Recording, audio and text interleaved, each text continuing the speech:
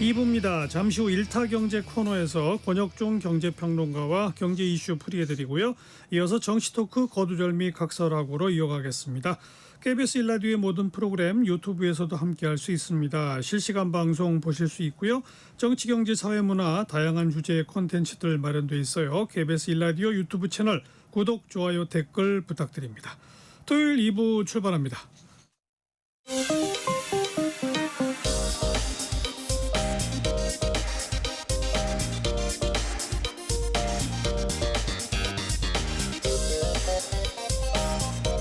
체크 진짜 뉴스 정관용의 시사본부 KBS 1라디오 들어보면 압니다.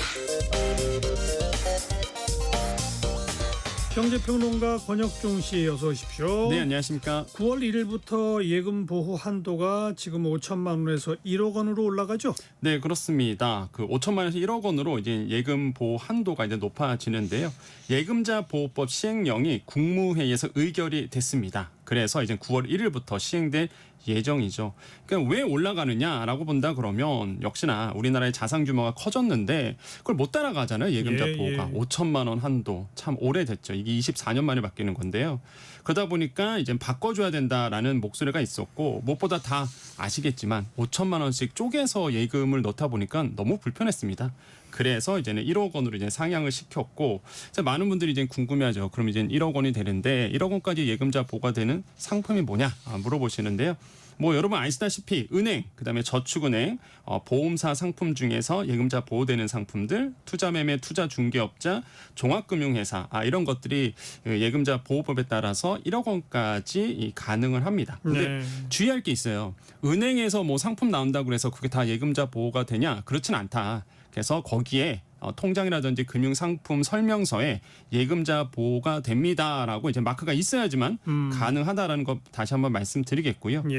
또 많이 물어보는 게 저는요 농협은행인데 근데 이게 농협은행이 아니라 NH은행이 아니라 이게 지역 뭐 지역 조합이죠. 아니면 수협 뭐 이런데 신형 협동조합 이런 것도 되냐? 특히 새마을금고 되냐 물어보시는데 다 되죠. 마찬가지입니다. 상호금융도 마찬가지로 1억 원까지 1억 원까지 예금자 보호가 된다라는 거 말씀을 드리고 또 많이들 물어보시는 게 우체국도 어떻게 되냐 이렇게 물어보시는데 우체국은 원래부터가 정부가 전액 보장입니다.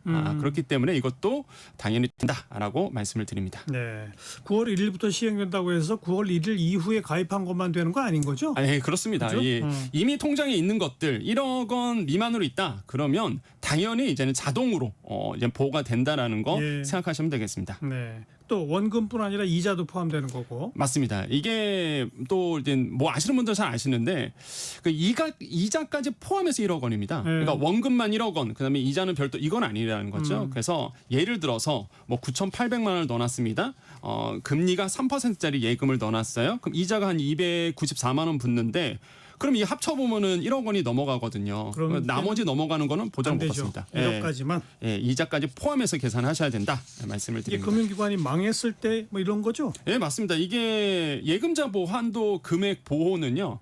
어떨 때 생기느냐. 뭐 금융기관이 이제는 과거도 아시지만 저축은행 무너졌었잖아요. 이렇게 영업정지라든지 파산. 예금을 돌려줄 수 없을 때에 1억 원까지 보호가 되는 겁니다. 네.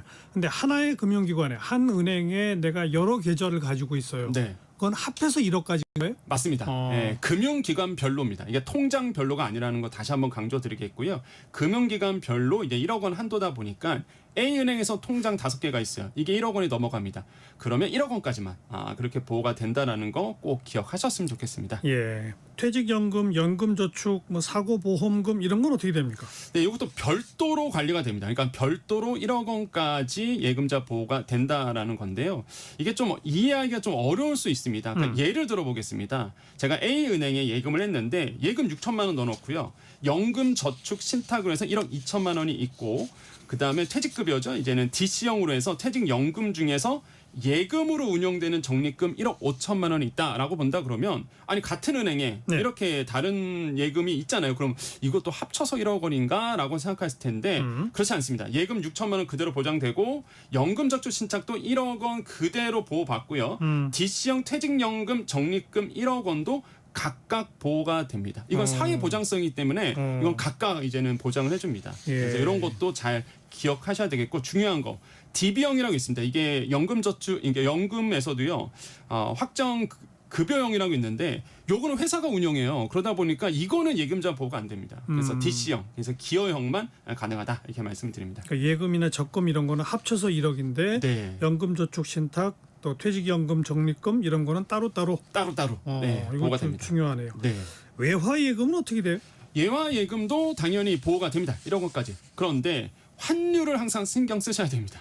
이게 사고가 발생하는 그 날의 환율로 계산하다 보니까 만약에 그날 환율로 계산해서 이자와 합쳐서 1억 원이 넘어간다. 그럼 1억 원까지만 이제 보호가 된다라는 거 기억하시면 되겠습니다. 네. 자, 이런 조치를 이제 하게 되면 자금 흐름에 어떤 변화가 생기게 되죠? 예, 맞습니다. 뭐 이미 예상하셨겠지만 당연히 이제는 뭐 저축은행이나 아니면은 이 금융권에서 좀 이자를 많이 주잖아요. 그래서 많은 분들이 1억 원까지는 이제는 예금자 보호가 되니까 아마 돈이 이동할 수도 있다 이렇게 예상을 하실 텐데 지금 시장에서도 동일한 예상을 하고 있습니다. 그래서 지금 보면은요, 그 예금보험공사의 자료에 따르면은 저축은행 예금이 한 16에서 25% 증가할 것으로 보고 있어요. 그러니까 이동을 하는 거죠. 어차피 금리가 많은 쪽으로 예. 내가 예금을 넣어놓겠다라는 분들이 많아지고 총 예금 기준이 한 16조에서 40조 원 정도가 자금이 이동할 수 있다라는 전망도 나옵니다. 그런데 이게 또 일각에서는 또 다른 목소리도 나옵니다. 워낙 요즘에 은행들이 예금 금리 너무 낮잖아요. 지금 시중 5대 은행 정기 예금 평균 금리가 한 2% 초반입니다. 그런데 저축은행 평균 금리도 2% 후반이에요. 그러니까 이게 별 차이가 안 납니다. 금리가. 물론 뭐 저축은행 중에서 특정한 어떤 예금 같은 경우에는 뭐 고금리 주는 데도 있습니다. 막 10% 넘어간 거 있는데 뭐 예상하셨다시피 조건이 너무 까다롭습니다. 본인의 월급 통장 다 해야 되죠. 신용카드 맞춰야 되죠. 뭐 여러 가지 조건이 있다 보니까 예. 사실상 이게 이동하는 것도 생각보다 좀 적을 수 있다. 이런 전망도 그건 좀 나오고 있습니다. 지켜봐야 되겠네요. 네. 자, 이런데 예금 보호가 확대가 되면 이 비용이 좀 더 올라가지 않나요? 그러니까 예금보험공사에 납부해야 되는 보험료가 올라가잖아요. 맞습니다. 이게 원리가 뭐냐 그러면 어떤 원리로 1억 원까지 보장이 되느냐 보호가 되느냐라고 본다 그러면 은행들도 사고를 대비해서 보험을 듭니다. 그러니까요. 예, 예금보험공사 쪽에다가 보험을 들거든요. 그러면 거기에다가 보험료를 냅니다. 그래서 이 보험료율이 굉장히 중요한데 근데 이제 은행들은 이 보험료율이 0.08%예요. 그런데 저축은행은 0.4%입니다. 저축은행이 엄청 높아요. 그러니까요. 그러다 보니까 이 예금 보호 한도가 1억 원을 높여졌을 때 저축은행들이 그렇게 좋아하진 않았습니다. 왜? 돈은 더 많이 들어올 거고 예. 그럼 이 돈에 맞춰서 또 보험료도 내야 되다 보니까 올라가지고. 부담스러운 거죠. 그래서 이제는 자연적으로 시장의 예상이 야 그럼 이거 수수료 오른 만큼 소비자들에게 전가하는 거 아니냐. 결국에는 대출 금리가 높아질 수 있고 아니면은 네. 서비스 수수료를 또 높게 받을 수도 있다라는 전망도 나옵니다. 그래서 팁은 뭐냐 그러면 내가 만약에 저축은행 가서 뭐 대출을 받거나 금융상품 이용하실 때 금리가 어떻게 되는지 뭐 예금리도 그렇고요. 대출 금리가 어떻게 되는지 꼼꼼하게 체크를 좀 해보셔야 됩니다. 그래서 이런 것도 좀 주의사항으로 말씀드리겠고요. 예. 그래서 지금 정부는 이거를 모니터링을 강화하고 있거든요. 그래서 이런 수수료가 소비자들에게 전가되지 않도록 정부가 지금 나서고 있다는 말씀 다시 한번 드리겠습니다. 알겠습니다. 9월 1일부터 예금 보호가 5천만 원에서 1억 원으로 올라간다. 네. 꼭 기억해둬야 되겠어요. 자, 권혁중 경제평론가였습니다. 고맙습니다. 네, 감사합니다.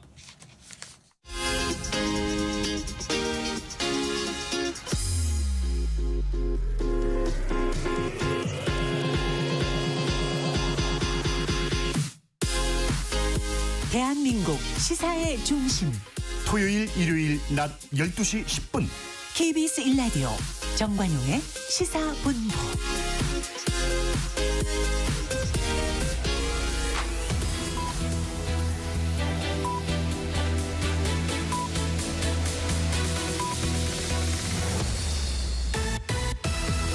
고두절미 각설하고 고고고 갈 때까지 가보자. 정관용의 시사본부.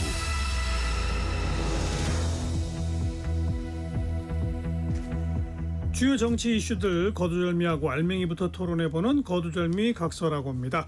더불어민주당 법률위원회 부위원장 지내신 장윤미 변호사, 국민의힘 대변인 지내신 송영훈 변호사 두 분 오늘도 나오셨습니다. 어서 오세요. 예, 안녕하세요. 네, 안녕하세요. 전반부 공통질문 금주의 뜬 인물 진인물입니다. 자, 뜬 인물 장윤미 변호사. 저는 민주당 당권 경쟁에 나선 후보 중에 이제 박찬대 후보 한번 꼽아봤는데요. 일단 좀 뒤처지는 부분이 지표로 확인이 됐고 영남 충청권에서는 한 25%포인트로 이제 지는 국면이었는데 이제 본인으로서 승부수를 띄운 것 같아요. 이른바 이제 강선우 이슈를 통해 가지고 먼저 SNS에 이건 좀 부적절하다. 이제 마음은 아프지만 이 낙마를 하는 게 맞다라고 하고 실제로 이제 낙마를 하는 그 과정 중에서 그러니까 대통령실과의 뭐 교감 이런 부분을 어필하고 싶었던 부분도 있고 그리고 두 후보가 상당히 이제 선명성 경쟁 쪽으로 하면 사실 승산은 정청래 후보한테 더 있는 건 사실로 보이는 부분이 있거든요. 그렇다 보니까 내가 당내에서 뭐 레드팀 내지는 이제 여러 지표 등을 보면 일반 당원들과는 또 다르게 국민들 여론조사를 보면은 강선우 후보는 낙마하는 게 많다라는 여론이 좀 더 높았기 때문에 이 부분에 대해서 이제 승부수를 던졌고 앞으로 한 70% 이상이 남은 당원, 대의원 그리고 일반 여론조사에서 이 부분이 어떻게 반영될지가 상당히 좀 관건이고 민주당 내에서는 좀 주목도가 높아서 꼽아봤습니다. 네. 짧게만 한 말씀 드리면 네. 그게 만약에 박찬대 의원의 승부수라면 저는 박찬대 의원이나 정청래 의원이나 본질적으로 차이가 없는 분들이라고 생각합니다. 왜냐하면은 대통령실에서 강선우 후보자가 자진 사퇴하기로 했다는 기류가 파악이 되니까 그런 글을 올린 것이라면 물론 대통령실은 부인합니다만 사실은 그런 기류를 몰라도 우리 사회의 약자를 위해서 강선우 후보자는 자진 사퇴하는 것이 맞다. 이런 입장을 공개적으로 올려야 약자를 대변하는 정당이라고 민주당을 말할 수 있고 그 당의 수장이 될 자격이 있다라고 말씀하실 수 있는 것 아니겠습니까? 그런 글을 뒤늦게 올린 박찬대 의원이나 그런 글조차 올리지 않은 정청래 의원이나 본질적으로 아무 차이가 없다는 생각이 듭니다. 네. 송영훈 변호사는 금주의 뜬 인물 예, 누굽니까? 유일준 국민의힘 당무감사위원장입니다. 예, 지금 국민의힘이 개혁을 위한 진통과 인고의 시간을 지나고 있고 그 시간이 상당히 길어질 것 같아 보이기도 합니다. 그러나 어쨌든 과거의 잘못을 바로잡기 위한 차원에서 당 공식기구의 최초의 조치 그리고 입장 발표가 있었습니다. 유일준 당무감사위원장이 어제 5월 10일에 있었던 그 전대미문의 후보 교체 시도는 당원 당규에 위반되는 것이다. 네. 이 부분을 명확히 하지 않았습니까? 그러면서 권영세 전 비대위원장, 이양수 전 사무총장 두 사람을 윤리위에 당원권 정지 3년의 징계 청구를 하기로 발표를 했습니다. 예. 그런데 이분을 금주의 뜬 인물로 높이 평가하는 이유는 단순히 과거의 잘못을 바로잡으려고 하고 있다라는 점뿐만이 아니고 상당히 균형 있게 사건을 조사하고 결론을 내려고 한 흔적이 보이기 때문입니다. 발표하면서 김문수 전 후보의 정치적인 잘못도 분명하게 짚었죠. 단일화 마케팅을 통해서 선출이 됐음에도 선출 후에 무리한 조건을 내세우면서 단일화 의사가 없어서 당원과의 신뢰를 저버렸다. 이렇게 발표를 했고 그러면서 단일화 마케팅이 없었더라면은 대선 후보 경선에서 이기기 어려웠을 것이다. 라는 부분까지 명확히 했습니다. 그랬죠. 그러면은 이런 정도로 균형을 갖추고자 한 조사 결과라면 이것을 파당적인 결정이라고 반발하는 것은 상당히 당원과 국민의 동의를 받기 어려울 것이다. 라는 말씀을 드리고 싶습니다. 네, 윤리위원회에서 이제 결정하잖아요. 어떻게 결정할까요? 지금 윤리위는 일단 당원 당규상 외부 위원이 3분의 2입니다. 그리고 그분들이 어떻게 결정하느냐가 국민의힘이 인적 쇄신에 대해서 진정성이 있느냐 이거를 가늠하는 시금석이 된다는 것을 윤리위원들도 잘 알고 있을 겁니다. 즉 막중한 책임감이 있다는 것이죠. 그러면은 설령 이 결정은 전당대회 이후에 이루어진다고 하더라도 엄정한 조치를 해야 된다는 점에 대해서는 윤리위원들의 공감대가 어느 정도 형성되지 않을까 하고 예상해 봅니다. 뭐 기대도 섞인 거죠. 그렇게 되어야지 당의 알겠습니다. 활로가 생긴다고 생각합니다. 자, 금주의 진인물로 갑시다. 장윤미 변호사. 저는 국민의힘의 송원석 그 원내대표이자 비대위원장 꼽아봤는데요.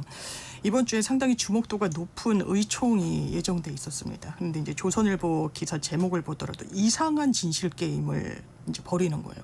당연히 의총이 왜 열렸습니까? 혁신위 안을 어떻게 의결할지 의견을 모으는 자리였어요.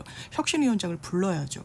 그런데 불렀다 안 불렀다 아니다 나 간다라고 그랬는데 연락 못 받았다. 윤희수 위원장이 막 그렇게 진실 게임 양상으로 가고 그러니까 나중에 이렇게 얘기하는 거예요. 송원석 이 원내대표가 비대위원장이 감히 용감하게 부를 수 있는 상황이 아니라서 못 불렀다. 이건 부르기 싫었다는 소리고요. 그러니까 오후에 부랴부랴 다시 의총 열렸는데 뭐 의원들 많이 참석도 못했고 그냥 설명 듣고 이거 수기가 더 필요한 거 아니야? 이 정도 선에서 마무리가 됐다는 점. 그리고 전 야당이 당연히 인사청문 과정에서 화력을 집중할 수 있다고 생각합니다. 그런데 본인들의 흠결에 대해서 또 침묵하면 안 되는 거죠. 송은석 이 비대위원장 같은 경우에는 강선우 의원에 대해서 뭐 제명까지 하겠다는데 본인이 갑질을 넘어서 폭행을 했었던 인물입니다. 탈당까지 했었고 은근슬쩍 다시 복당을 해가지고 지금은 비대위원장 자리를 맡고 있는데 본인은 반성했다라고 하면서 이 부분에 대해서 또 침묵하는 모습도 자당에서 공격받는 거 아니겠습니까? 홍준표 전 시장 같은 경우에도 당신들이나 똑바로 하라는 이런 일가를 받고 있어서 과연 지금도 뭐 움직임은 있습니다. 당무감사위에서 뭐 하겠다. 그런데 이 부분과 관련해서 이를테면 뭐 공성동 의원은 왜 빠진 겁니까? 그러니까 지금 국민의힘은 완전히 지금 지도력 부재 등등으로 인해서 산으로 가고 있다. 이런 생각이 듭니다. 네. 자, 그럼 주의 진인물 송영훈 변호사. 예, 이번 주 목요일에 있었던 그 국민의힘 의원총회 장면은 제가 봐도 좀 면구했습니다. 그런데 같은 날 또 우리 국민들께서 굉장히 실망하실 만한 일이 있었죠. 금주의 진인물 구윤철 경제부총리 겸 기획재정부 장관입니다. 미국과의 한미 재무통상수장의 2+2 통상협의를 위해서 출국하려다가 출국 85분 전에 미국 스캇 베센트 재무장관 측으로부터 긴급한 일정이 있어서 못 만나겠다라고 통보를 받고 공항에서 발걸음을 되돌렸죠. 그런데 지금 이제 관세 유예 시한은 8월 1일까지입니다. 이제는 일주일밖에 안 남았어요. 그러면은 이게 정말 어떻게 되는 건가? 우리 국민들께서 굉장히 지금 걱정이 크실 겁니다. 이게 단순히 구윤철 기재부 장관이 공항에서 발걸음을 되돌렸다라는 차원이 아니고 지금 한미 간의 라인이 정상적으로 가동이 안 되고 있는 징후들이 역력합니다. 자, 구윤철 베센트 회동이 무산됐죠. 위성락 안보실장이 미국에 가서 마크 루비오 국무장관 겸 국가안보보좌관을 만나지 못하고 돌아왔습니다. 그리고 이재명 대통령이 아직 트럼프 대통령과의 정상회담을 못하고 있죠. 자, 그런 상황에서 미국은 한국의 조셉 윤 대사 대리가 있고 우리나라는 지금 조현동 전 주미대사가 이임한 상태입니다. 주미대사 아직 누가 갈지조차 확정이 안 됐어요. 그러면 거의 모든 층위에서 한미 간의 라인이 잘 가동이 안 되고 있습니다. 이제 일주일도 채 안 남았는데 이 관세 협상을 어떻게 헤쳐나갈지 참 염려가 큽니다. 네. 근데 정말 그건 우리 국가적인 그 고민거리입니다. 어떻게든 좀 잘 타결이 되길 기대해 보고요. 금주의 진인물로 뭐 강선우 이런 분 꼽을 줄 알았더니 두 분 다 안 꼽으시네. 전 2주 전에 이미 선정해서 예. 어떻게 보십니까? 이진숙 장관은 지명철에, 강선우 장관 후보자는 자진 사퇴. 여론상 어쩔 수 없는 거였죠. 다른 선택지가 많이 없었던 것 같고 사실 대통령실에서 이제 그 재송부를 했을 때는 이거 임명을 사실 하는 수순으로 가지 않겠느냐라고 했는데 일단 보좌진 갑질 의혹이 이게 자당 내 문제입니다. 민주당 보좌진들이잖아요. 더 아프게 느껴지는 부분이 있고 거기에 대해서 사실 민주당은 물론 이런 이야기들을 이제 보좌진들도 많이 하시더라고요. 국민의힘 분들이나 이제 민주당도 좀 약간 다르다. 왜냐하면 국민의힘에서는 진짜 넘기 어려운 허들처럼 느껴집니다. 보좌진이 의원이다 그러는데 민주당은 보좌진 출신 의원들이 상당히 많고 그러니까 무슨 동지적 관계다 신념의 관계다 가족 같다라고 이야기합니다만 지금 그 맥락에서 접근하면 안 되는 문제였고 그 맥락도 아니었다고 보여지고 그러니까 논란이 좀 커진 측면이 있고 거기에 문재인 정부 여성가족부 장관의 문제 제기가 있었습니다. 예산을 갖고 내가 이제 이런 부분에 대해서는 참 넘기 힘든 국면으로 점점 시간이 지날수록 해소보다는 그렇죠. 좀 쌓였던 부분이 이게 굉장히 국정 운영의 동력에도 이제 마이너스가 될 수 있다는 점을 고려한 조치였던 것 같습니다. 자진 사퇴라고 하는 형식이지만 대통령실하고 교감이 있었겠죠. 아무래도 그렇게 추정하는 게 합리적일 거로 합리적이죠. 보입니다. 송 변호사는 어떻게 보세요?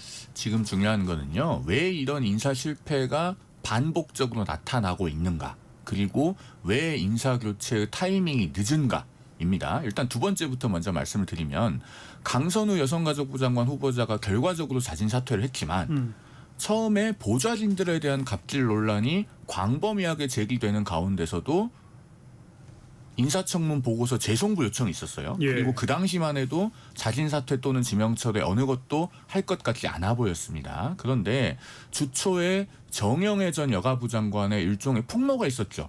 내가 장관인데도 예산 관련해서 갑질을 당했다. 내가 의원실에 찾아가서 사과하고 나서야 예산을 복귀시켜 주더라. 자, 그러면은요. 그 이후에 사퇴가 이루어짐으로써 힘없는 사람에 대해서 갑질할 때까지는 그것이 낙마 사유가 되지 않다가 제법 힘이 있는 사람, 장관한테까지 갑질한 것이 확인되니까 그제서야 인사를 거둬들인 듯한 모양새가 됐습니다. 지금 똑같은 상황이 최동석 인사혁신처장 관련해서 유사하게 전개되고 있다는 점 유심히 볼 필요가 있어요. 박원순 전 시장 성폭력 사건 피해자에 대한 2차 가해 발언이 공개가 됐는데도 아직까지 인사 조치가 없어요. 그런데 그런 상황에서 이제 문재인 전 대통령과 친문 인사들에 대해서 부적절한 발언을 하는 것이 나오니까 그제서야 지금 여러 가지 이야기들이 이제 거론되기 시작합니다. 예. 이런 것들이 반복되면요. 정권의 인사에 대한 국민적인 신뢰는 많이 침식될 겁니다. 그리고 처음에 했던 그 인사 검증 문제, 보수, 중도, 진보 언론 말할 것 없이 왜 김현지 총무비서관이 이렇게 인사에 깊이 관여하고 있는가, 이 인사 검증이 정상적으로 이루어지고 있는가 하는 문제를 공통적으로 제기를 하고 있어요. 이번 주 조선일보, 한겨레, 한국일보 등등의 공통된 지적입니다. 이 부분은 역대 정권에서도 일반적이지 않은 일이기 때문에 언론의 비판이 있을 때 빨리 이재명 정부의 대통령실이 시스템을 재점검하고 정상화해야 될 때다라는 말씀을 드립니다. 네. 뭐 대통령실이나 여당 내에서도 인사점검에 대해서는 좀 다시 한번 점검해 볼 필요가 있다는 얘기가 나오죠. 이 쓴소리가 나오고 있죠. 이제 매뉴얼이란 게 있고 기준이란 건 이제 객관적으로 나와 있는데 지금 논란이 그걸 벗어난 부분까지도 커버를 해가지고 좀 점검을 해야 되는 부분들이 있다 보니까 예. 이 부분에 대한 좀 전반적인 좀 재검토는 필요하다는 게 민주당 내에서도 나오는 목소리. 과거에 쓴 책도 다시 보아야 되겠다. 뭐 이런 얘기도 그런 나오고 상황이죠. 있죠. 유튜브도 봐야 되고 이런 상황인 거죠. 조선은 원래 당연히 봐야 되는 거예요. 그 장관이나 비서관급 공직자가 되면은 뭐 저서 한 권쯤은 있기 마련이거든요. 그런 것들은 원래 인사검증 과정에서 기본적으로 체크를 합니다. 그러니까 지금 이 정부의 인사검증 시스템이 정상적으로 작동하고 있느냐라고 하는 의문이 제기되는 것이고, 이번 주에 중앙일보의 그 보도를 보면요. 대단히 유심히 봐야 될 만한 문구가 있어요. 공직기강 비서관실이 이력과 재산 형성 과정, 범죄 경력 등을 검증해 부적격 사유를 적시하는 리스트가 인사비서관, 총무비서관, 비서실장 순으로 보고된다. 이렇게 중앙일보가 지면에서 언급을 했습니다. 자, 그러면은 총무비서관이 인사비서관보다 위에 있는 것처럼 보이고요. 그다음에 이 라인에 빠진 인물이 있죠. 민정수석은 어디 있습니까?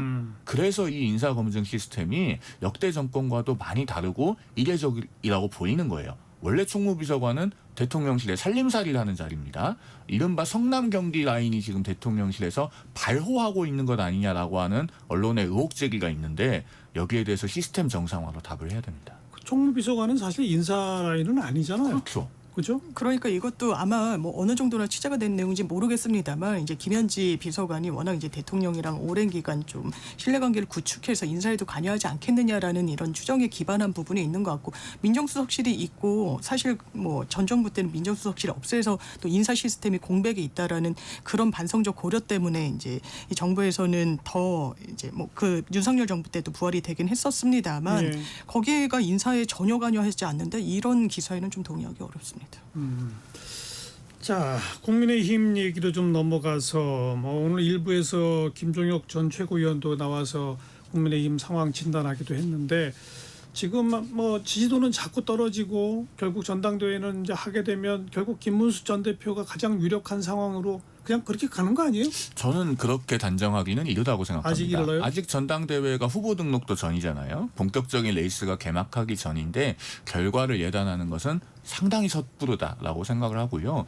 그 한동훈 전 대표가 이번 주에 불출마 선언을 하면서 일종의 개혁 연대를 촉구하지 않았습니까? 그러니까 극우의 스크럼을 짠다면은 우리는 희망을 위한 개혁 연대를 만들어서 전진해야 된다라고 하는 표현을 썼던데, 아마도 그런 불출마 선언의 내용을 보면서 당내에서 이른바 쇄신파라고 불리는 당권 주자들, 예를 들면은 뭐 당내 최다선의 조경태 의원이라든가 또 혁신위원장을 그만둔 안철수 의원이라든가 이런 분들도 나름대로 어떻게 해야 당의 쇄신을 바라는 분들의 그 마음을 담아낼 수 있을 것인가에 대한 고민을 할 겁니다. 그러면은 그에 따른 그 당권 구도의 변화에 따라서는 여러 가지 가능성이 열려 있을 수 있다라고 생각합니다. 한동훈 전 대표는 왜 안 나오는 거예요? 지금 상황에서는 전당대회를 통해서만으로는 당의 쇄신과 재건이 어렵다고 판단을 한 것이죠. 결국 자기가 안 될 것 같으니까 안 나오는 거죠. 그렇다고 보진 않습니다. 왜냐하면은 그래요. 저도 한동훈 전 대표하고 이 문제로 의견 교환을 했었는데요. 적어도 한 전 대표와 가까운 인물들은 전당대회에 출마를 했을 때 당선 가능성에 관해서 그렇게 의문을 제기하는 건 거의 없었습니다. 다만 지금 국민의힘의 개혁은 굉장히 장기전이 필요한 양상을 보이고 있어요. 그러면은 이번에 선출된 당대표가 과연 당을 개혁하기 위한 추동력을 얼마나 가질 수 있을 것인가. 가령 예를 들면은 누군가가 60%의 지지를 받고 당대표가 된다고 하더라도 당의 기저에서 40%는 극우화의 움직임에 가담한다라고 하면은 그 당의 변화와 쇄신이 상당히 어려운 측면이 있습니다. 그렇기 때문에 당대표라고 하는 자리에 연연할 것이 아니라 정말로 밑바닥에서부터 보수의 외연을 넓히고 국민과 직접 소통하는 그런 노력들이 필요하다고 판단을 한 것으로 보입니다.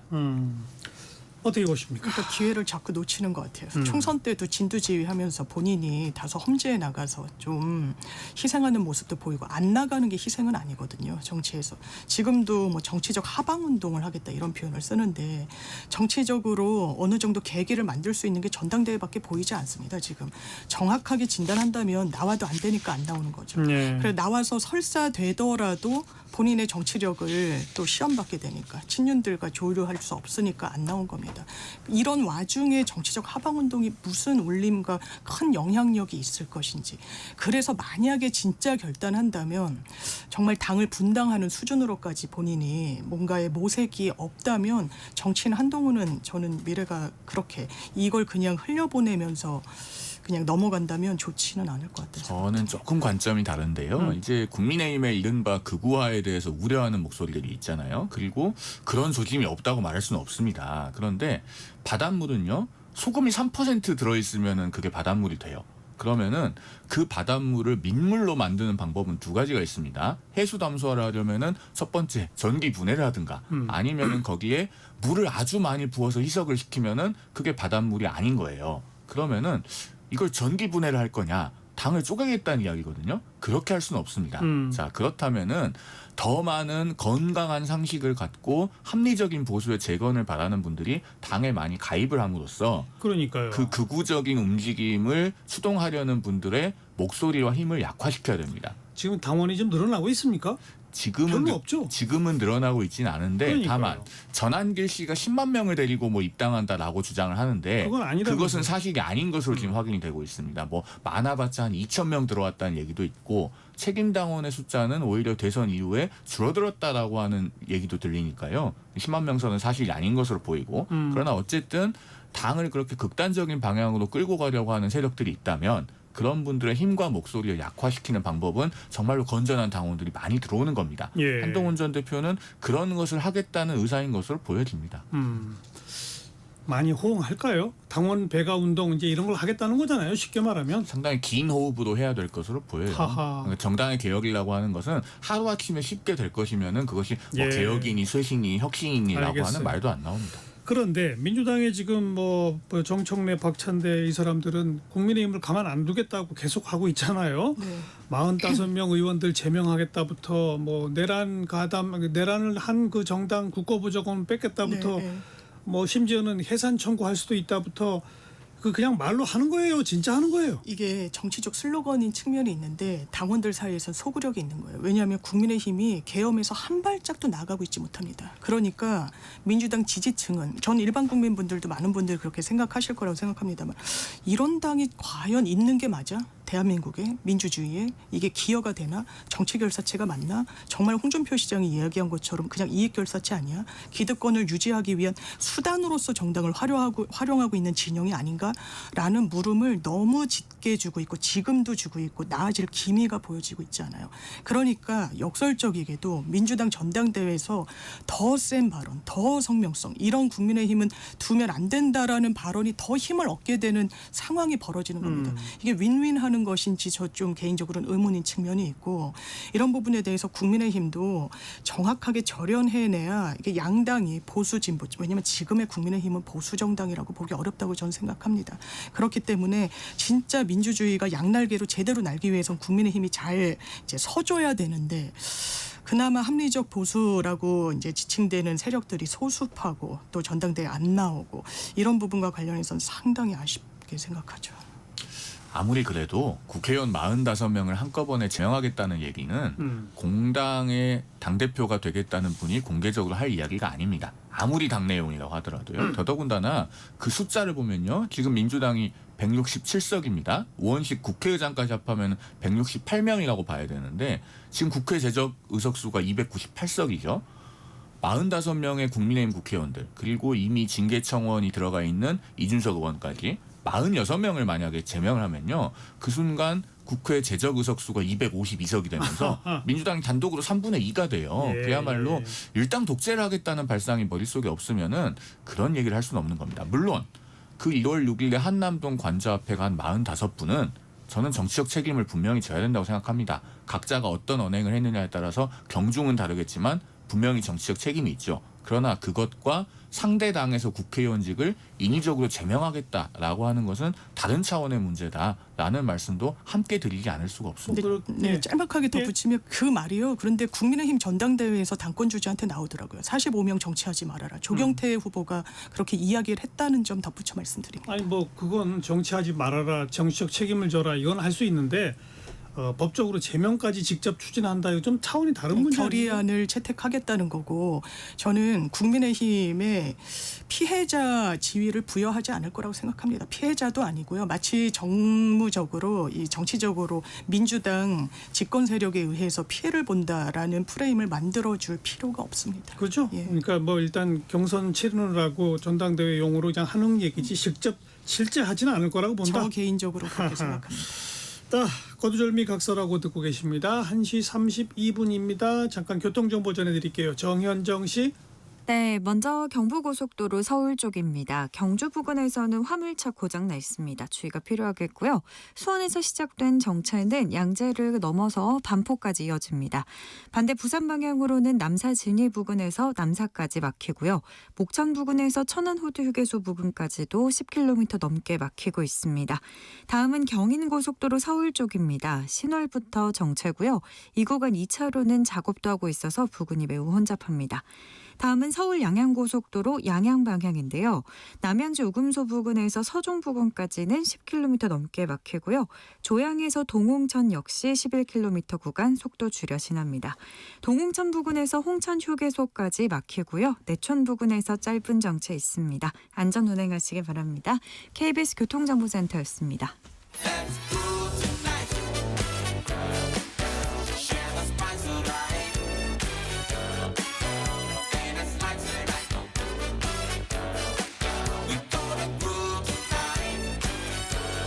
국민 MC 정관용.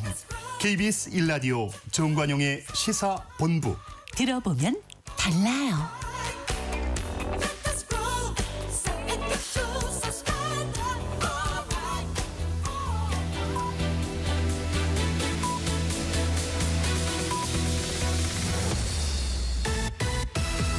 고두절미 각서라고 고고고. 갈 때까지 가보자. 정관용의 시사본부.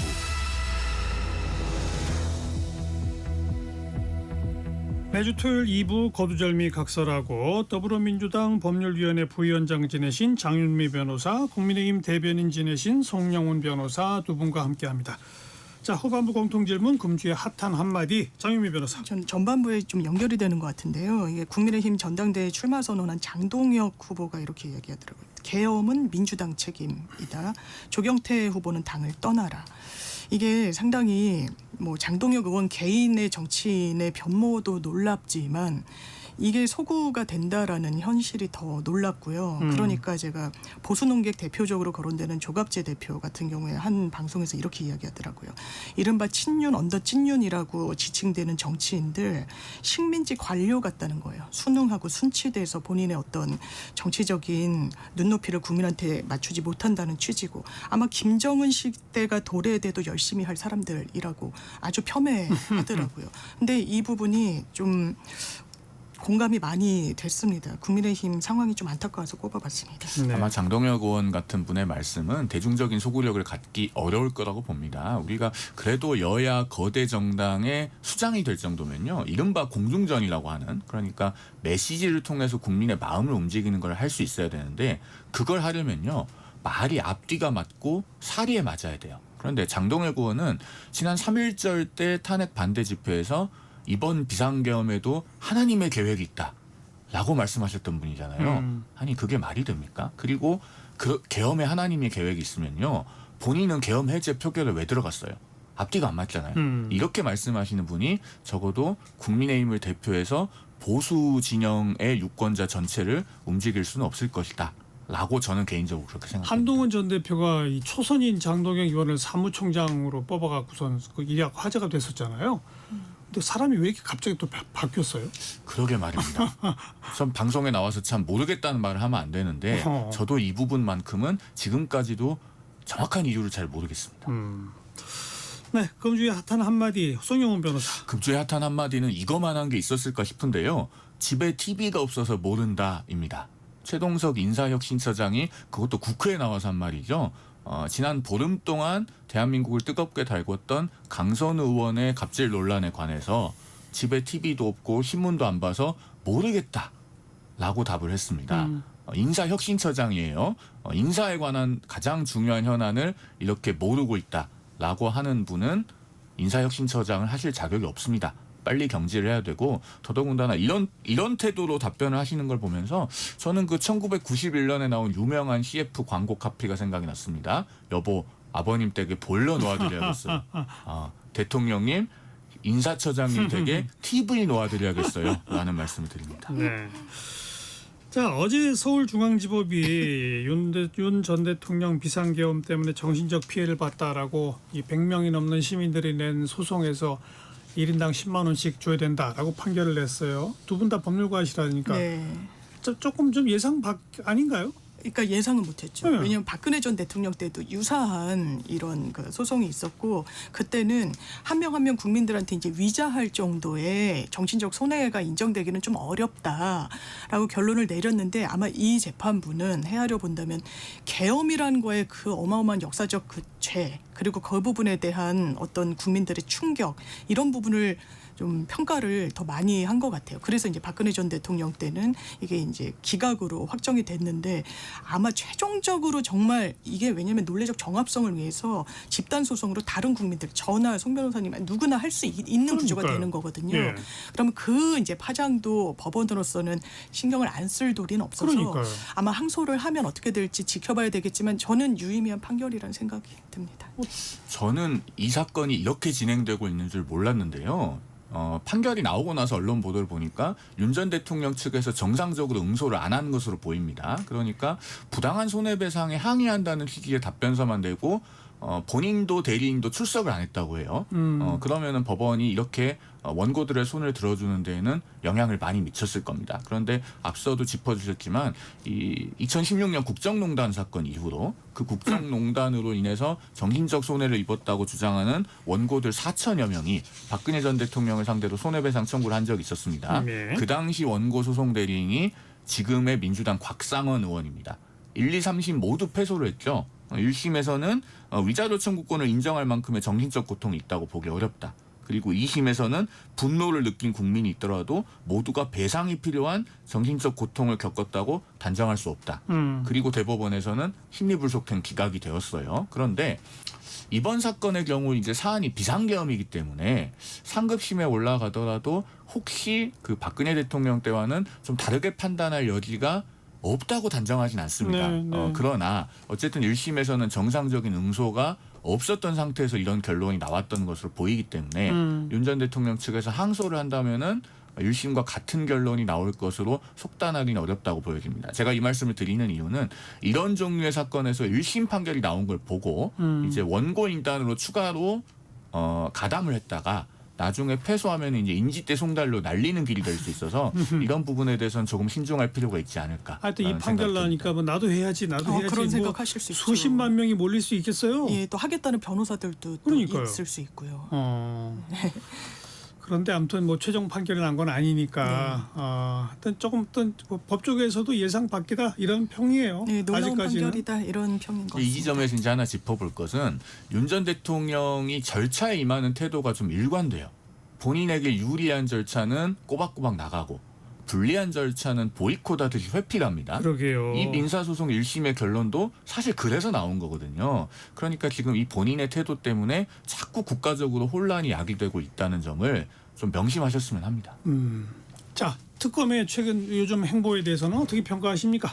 저는 아주 상대적으로 검찰이 얼마나 무능하고 아니면 무능을 의도했는지가 좀 드러나는 수사라고 생각하고 아까도 이제 김정혁 전 최고위원 말씀하신 거 들었는데 너무 이제 과도한 거 아니냐 참고인들에 대해서 아니요 이 참고인들이 그냥 참고인이어서 그런 게 아닙니다. 피의자성 참고인들이라서 영장이 발부되는 거예요. 현역 의원들 지역 사무실 본인 자택 국회의원회관 그거 조심스럽습니다. 당연하지만 법원도 그런데 권성동 의원도 정치자금법 위반 돈의 흐름이 어느 정도 포착됐다고 보는 게 합리적일 거예요. 이철규 의원도 전화통화를 왜 최상병 관련해가지고 그날 막 합니까? 윤 전 대통령이랑도 계속 하고 그 전후로는 뭐 없다라고는 하더라고요. 윤 전 대통령이랑 막 직접 통화한 내역은 많이 확보는 안 됐다는데 그 시기에 하거든요. 그러니까 이 부분에 대해서는 특검은 특검의 속도를 내고 있고 이게 진작됐어야 되는 수사가 이제야 되는 거다. 그러니까 오히려 보수 진영에서도 이런 말씀하시더라고요. 앞으로는 주요 수사는 다 특검이 해야 된다고 국민들이 인식할 것 같다는 거예요. 예. 그래서 이 부분과 관련해서는 정말 그러니까 정식으로 되고 있다라고 말씀드리고 싶습니다. 그런데 지금 국면에서 참 제가 드리기 어려운 말씀인데요. 특검의 수사에 있어서 방법상의 과잉이 없는가 하는 부분은 한 번쯤 반드시 좀 점검해 볼 필요가 있습니다. 저는 국민의힘 국회의원들에 대한 압수수색을 두고 그분들을 두둔하면서 특검을 비판할 생각은 없어요. 왜냐하면은 어쨌든 아직까지 억울함을 해소하지 못하거나 의문이 풀리지 못한 사안들이 분명히 있기 때문에 그 국회의원들의 압수수색에 대한 억울함이 설령 있다고 하더라도 그걸 앞세울 계제가 아니라고는 일관되게 말씀드립니다. 그런데 예를 들어서 최근에 그 이영훈 여의도 순복음교회 담임 목사에 대한 압수수색. 예. 참고인신 분이잖아요. 그런데 가택도 압수수색을 하고 심지어 그 교회도 압수수색을 했습니다. 그런데 이영훈 목사 측에서는 뭐라고 얘기하냐면 임성근 전 사단장과 일면식도 없고 전화번호도 가지고 있지 않다. 그리고 특검팀이 아무런 해명도 하지 않고 있는데 본인은 3만 5천여 건의 그 문자 메시지와 뭐 카카오톡 이런 것들을 특검이 확인을 했는데 아무 문제가 없어서 휴대전화를 돌려받았다.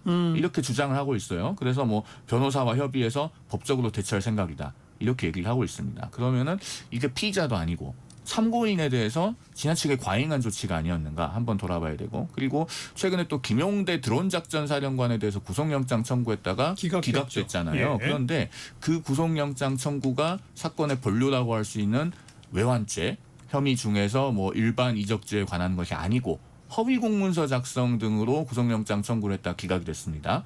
일종의 별건 구속을 시도하다가 막힌 것이 아니냐라고 하는 지적도 있어요. 그러면 이런 등등에 있어서는 특검의 수사 방식에 있어서 과잉한 측면 없는가, 적정에서 벗어나 있지는 않은가 한 번쯤 중간 점검을 해볼 때다라는 말씀을 드립니다. 그러니까 여론의 전폭적 지지가 있는 건 맞지만 성 변호사 지적대로 조금 과도한 측면도 없지 않아 있지 않습니까? 그러니까 영장이 기각돼서 그런데 그것도 영장이 왜 기각됐는지 좀 정확히 봐야 됩니다. 이게 별건 수사라고 얘기하면 안 되는 게요. 허위 공문서 작성이 완전 이 무인기를 불법적으로 북한에 보낸 것과 무관한 수사가 아닙니다. 불법적으로 보낸 사실을 숨기려고 왜냐하면 북한에 한 대가 떨어지거든요. 근데 그거를 공론화할 수가 없는 거예요. 이게 불법이니까.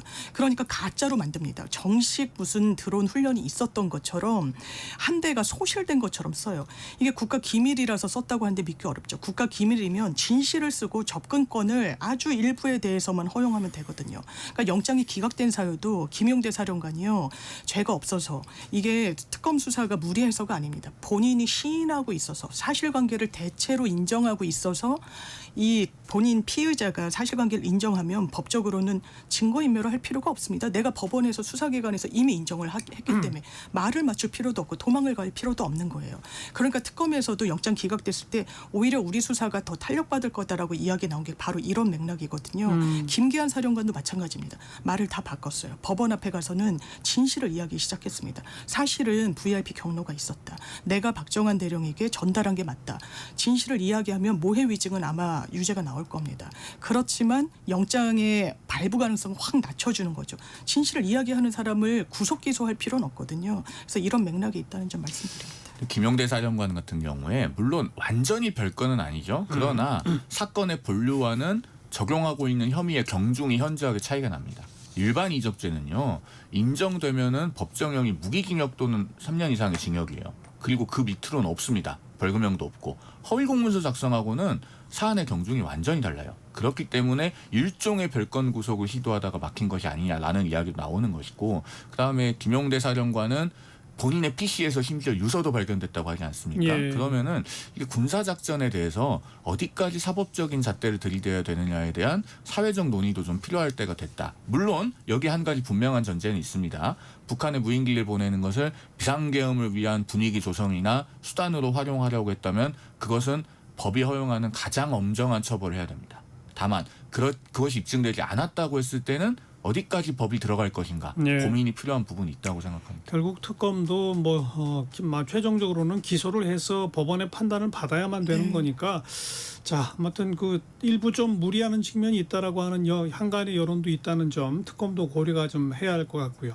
그런데 김건희 여사는 이제 소환에 응할 것처럼 하면서도 무슨 휴식 시간을 보장해 달라 한 번 하루에는 한 혐의씩만 조사해 달라 그게 그 소환에 응하는 사람이 요구할 수 있는 겁니까? 전혀 못합니다. 일반 피의자들은요. 예. 그러니까 물론 가서 휴게 시간을 좀 요청을 하면 그 수사 준칙 같은 걸 보면 가급적 응하게는 돼 있어요. 그건 가서 제대로 응할 때 하는 거예요. 미리 저는 하루에 이 혐의만 조사받을 거고요. 그리고 3, 4일 텀을 두고 그 다음에 조사에는 응할 수 있지만 그렇게 계속 매일같이 부르면 못 나갑니다. 수사기관이 어떤 신호로 받아들이겠습니까? 수사에 협조하지 않는구나. 구속의 필요성도 상당하구나. 지금 2주의 말미를 준 것도 신병 정리하는 시간을 준 거 아니겠느냐라는 언론의 이런 전망도 나오고 있어요. 실제로 그럴 가능성도 매우 농후하고 예. 이런 식의 태도 견제하면 바로 영장 칠 겁니다. 영장이 발부가 안 될까요? 지금 대단히 수상쩍은 혐의들이 속속 드러나거든요. 목걸이도 국민 앞에 뭐라 그랬었습니까? 나토에 순방 갔을 때 나 이거 지인한테 빌려서 맨 거다. 지금 오늘 조간 보도를 보면 오빠의 인척집에서 발견이 됐다는 거예요. 근데 가짜 작품, 가짜였다고 소위 말하는 짝퉁 목걸이였다고 이야기를 하고 있습니다. 감정하면 바로 드러날 거고요. 왜 가짜라면 그거를 멀리 찾기 어려운 곳에 숨겨둡니까? 맞지가 않아요. 비난 가능성도 높고 삼부토건과 관련해서도 영장실질 당일날 막 부회장이 도주를 하고 이럽니다. 밀항 얘기가 나오고 이거 김건희 여사한테 좋지 않아요. 그렇기 때문에 수사에 제대로 응해야 될 겁니다.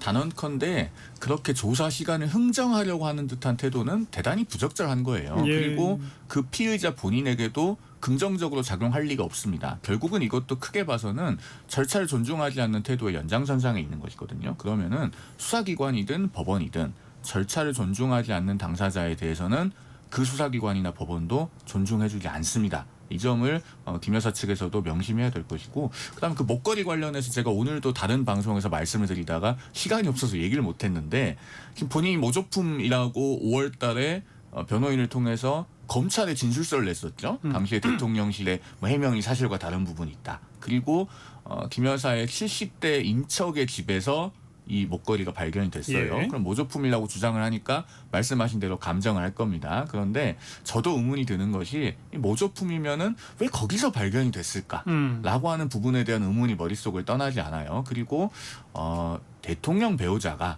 대통령이 현직에 있을 때 과연 그런 모조품을 착용하고 해외 순방을 갔을까에 대해서 의문을 갖고 계시는 국민들도 많이 있을 것이다. 그렇기 때문에 특검이 자연스럽게 감정을 하는 수순을 거치지 해야죠. 않겠는가라고 보여집니다.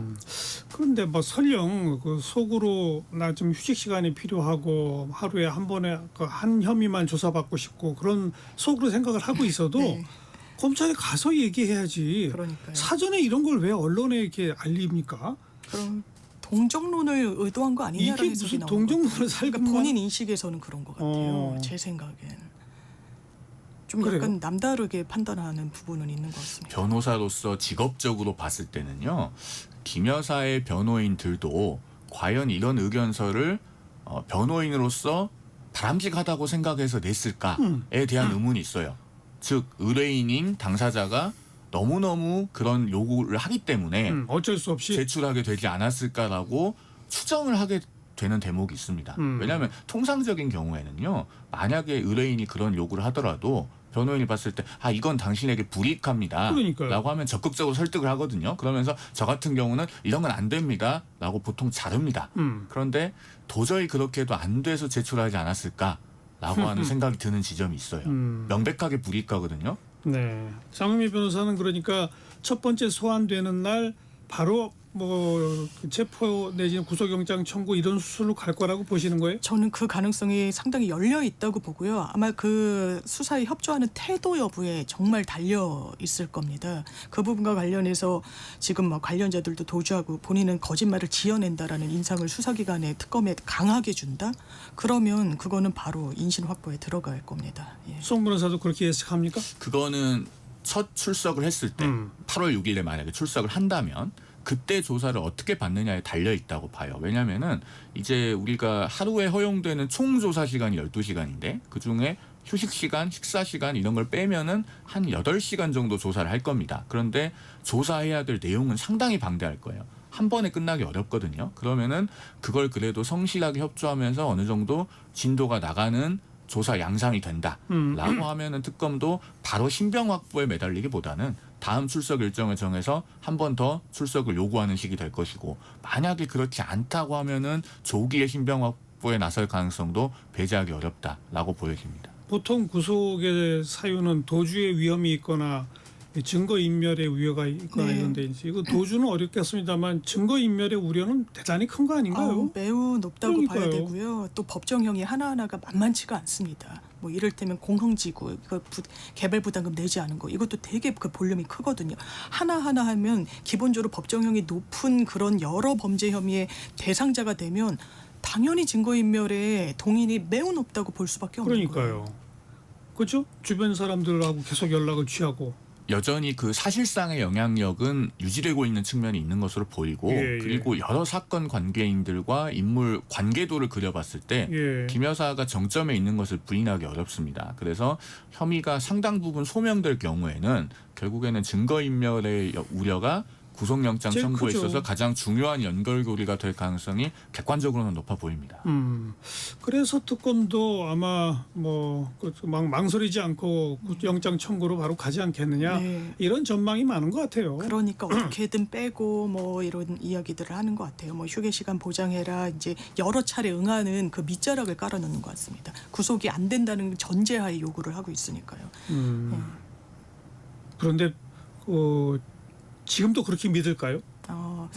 본인은 모르겠습니다. 지금 어떤 상황인지를 모르겠지만 객관적으로 헤아린다면 본인이 신병이 구속된 상태에서 아마 전략을 대통령한테 다 미루는 전략을 법률적으로는 쓰지 않겠느냐. 그래서 오히려 역설적이게도 지금 아까도 짚어주신 대로 윤석열 전 대통령이 다 안 나오잖아요. 수사와 관련해서는 재판도 심지어 안 나오니까.